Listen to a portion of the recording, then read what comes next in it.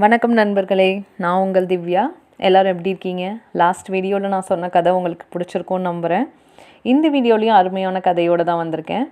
உங்களுக்கு என்னோடய வீடியோ பிடிச்சிருந்தா லைக் பண்ணுங்கள், ஷேர் பண்ணுங்கள், சப்ஸ்கிரைப் பண்ணுங்கள், உங்கள் ஃப்ரெண்ட்ஸ் சர்க்கிளுக்கு கண்டிப்பாக ஷேர் பண்ணுங்கள்.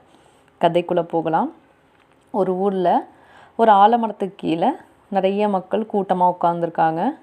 அவங்களுக்கு எதிரே ஒரு ஞானி உபதேசம் கொடுத்துட்ருக்காங்க. அந்த ஞானியோட உபதேசத்தை எல்லாம் அந்த கூட்டமாக உட்காந்த மக்கள் எல்லாம் கேட்டுட்டு உட்காந்துருக்காங்க. ஞானியோட உபதேசம் முடிஞ்சதுக்கப்புறம் எல்லாரும் அமைதியாக உட்காந்துருக்க நேரத்துக்கு ஒரு 2 மனிதர்கள் ஏஞ்சாங்க அந்த கூட்டத்துலேருந்து. அந்த 2 மனிதரும் நடுத்தர வயது உள்ளவர்கள் தான். ஏந்திரிச்சு ஞானிக்கிட்ட பேசுகிறதுக்காக வந்தாங்க. ஃபஸ்ட்டு வந்தவர் ஞானிக்கிட்ட நின்றுட்டு அவர் ஞானியை பார்த்து, ஐயா, நான் ஒரு பெரிய தப்பு ஒன்று பண்ணிட்டேன். அது என் மனசை போட்டு ரொம்ப கசக்குது. அதை விட்டு நான் வெளியில் வரணும். அந்த தப்புக்கான பிராயச்சித்தம் நான் தேடணும்னு ஆசைப்பட்றேன். எப்படி செய்கிறது, என்ன பண்ணுறதுன்னு எனக்கு தெரியல அப்படின்னு சொல்கிறாரு. செகண்டாக வந்த மனிதர் சொல்கிறாரு, ஐயா, நான் அவர் சொல்கிற மாதிரி பெரிய தப்பெல்லாம் பண்ணலை. நான் குட்டி குட்டி தப்பு தான் அங்கங்கே பண்ணியிருக்கேன். கொஞ்சம் பேரை ஏமாற்றுவேன், திருடுவேன், அந்த மாதிரி சின்ன சின்னதாக தான் பண்ணியிருக்கேன். ரொம்ப பெரிய தப்புலாம் நான் பண்ணலையா.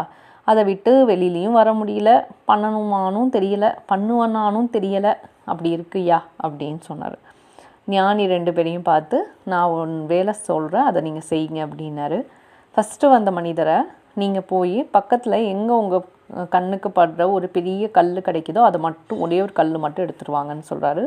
அவரும் கிளம்பிட்டார். செகண்டு வந்த மனிதர்கிட்ட, நீங்கள் ஒரு சாக்கு மூட்டை எடுத்துக்கோங்க. சாக்கில் உங்கள் பக்கத்தில் எங்கெல்லாம் சின்ன சின்ன கல் இருக்கோ அது எல்லாத்தையும் அந்த சாக்கில் போட்டு எடுத்துருவாங்கன்னு சொல்கிறாரு. எடுத்துகிட்டு வராங்க. 2 பேரும் ஞானிக்கிட்ட திரும்ப வராங்க. நின்னோடனே ஒரு 2 நிமிஷம் அமைதியாக கண்ணை மூடி நில்லுங்கன்னு சொல்கிறார் ஞானி. அவங்களும் நிற்கிறாங்க. அதுக்கப்புறம் கண்ணை தொடர்ந்து நீங்கள் போய் அந்த எங்கேருந்து எடுத்தீங்களோ அந்த கல்லை அங்கே போய் நீங்கள் வச்சுட்டு வாங்க அப்படிங்கிறாரு. ஃபஸ்ட்டு வந்த மனிதர் வேகமாக அந்த பெரிய கல் எங்கேருந்து எடுத்தாரோ அந்த இடத்துல போய் வச்சுட்டு வந்துட்டார். செகண்ட் உள்ள மனிதர் தலையை அப்படியே சொரிஞ்சிக்கிட்டு, ஐயோ ஞானி, என்ன இப்படி சொல்கிறீங்க? நான் எங்கெங்கே எந்த இடத்துல எடுத்தனே தெரியாதே. இது சின்ன சின்ன கல்லாச்சே, நிறைய இடத்துலலாம் எடுத்தேன். எனக்கு எப்படி அந்த இடம்லாம் ஞாபகம் இருக்கும்? எனக்கு நினைவில்லையே இல்லையே அப்படின்னு சொல்கிறாரு. உடனே ஞானி இப்போ சொல்கிறாரு, அந்த மனிதர் ஒரே ஒரு தப்பு தான் பண்ணினாலும் அதை மனசார உணர்ந்து அதை திருத்திக்கணும்னு ஆசைப்பட்டு இப்போ என்கிட்ட வந்திருக்காரு. அவரை நான் திருத்திடுவேன். ஆனால் நீங்கள் குட்டி குட்டி தவறு தான் செஞ்சுருக்கேன். அது எங்கே செஞ்சேன், என்ன செஞ்சேனே உங்கள் நினைவில் இல்லை. அப்படி இருக்கும்போது அந்த தவறுனால் யார் பாதிப்படைஞ்சா, எப்படி பாதிப்படைஞ்சாங்கன்றதும் உங்களுக்கு நினைவில் இருக்காது. அப்போ எப்படி நீங்கள் அதை திருத்திக்குவீங்க? இன்னமும் நீங்கள் போக போக குட்டி குட்டி தவறு தானே அப்படின்னு சொல்லி செஞ்சுக்கிட்டே தான் இருப்பீங்க. மனசார நீங்கள் எப்போ அதை உணர்றீங்களோ அப்போ தான் தவறு செய்கிறத நீங்கள் நிறுத்துவீங்க அப்படின்னு சொல்கிறார் ஞானி. 2 பேருமே தன்னோட தவறை திருத்திக்கிறதுக்கான அடுத்த கட்ட நடவடிக்கைலாம் நாங்கள் எடுக்கிறோம். இனிமேல் தவறு செய்ய மாட்டோம்னு சொல்லிட்டு கிளம்புறாங்க.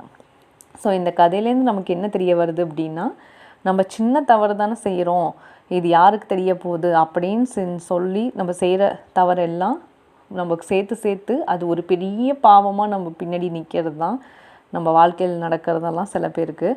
ஸோ நம்மளோட தவறு யாருக்காக இருக்கட்டும், ஒரு சின்ன எறும்பாக இருக்கட்டும், ஒரு சின்ன பறவையாக இருக்கட்டும், இல்லை ஒரு பூனைக்குட்டியே இருக்கட்டும், வீட்டில் வளர்க்குறது, ஒரு நாய்க்குட்டி அப்படி கூட இருக்கட்டுமே, அவங்களுக்கு கூட நம்ம முடிஞ்ச அளவுக்கு தவறு செய்யாமல் இருக்கணும்.